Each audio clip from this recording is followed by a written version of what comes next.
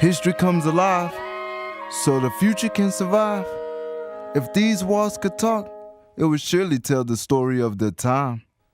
If these walls could talk, they'd speak this house's mind, from those who perform to the memories that's enshrined. So Mystery Manor was this big, beautiful home with giant granite steps that was owned by Wiggy Harris. And if you were a celebrity of color, a person of color, be it sports, music, or otherwise, writers, you could perform and be worshipped on stage by audiences. But as soon as the sun started to sink, you weren't allowed on the streets after dark. And this is 1940.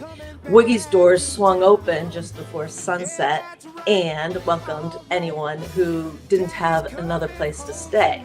And these were very famous people: Roberto Clemente, Lena Horne, Cab Calloway, Joe Louis, the boxer. I mean, the boxer was afraid to walk the streets after a certain time of day. So they all went to Wiggy Harris's house. So what was Wiggy? You know, everyone can find out, has their own idea of who Wiggy is. For me, he was a hero.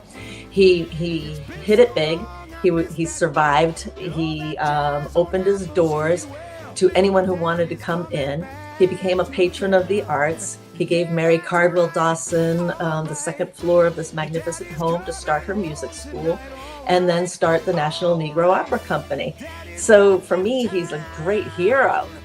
The whole purpose of the album, the whole purpose of this last 4 or 5 years is to help Janae Solomon find the right people who can save this house and return it back to what it was, which is a community center and a place for people to find their dreams, create their dreams, and accomplish their dreams. We have to save these houses or we lose the history that happened in these houses forever.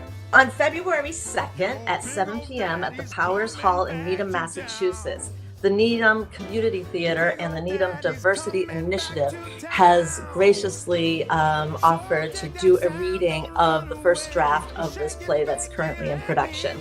And they're going to tell the fascinating story of Mystery Manor and its founder, the National Negro Opera Company, Mary Cardwell Dawson. I want you to come to learn a fascinating piece of history that was almost lost, and hopefully walk out the door and look at an old house and say, we got to find out what that story is and save it.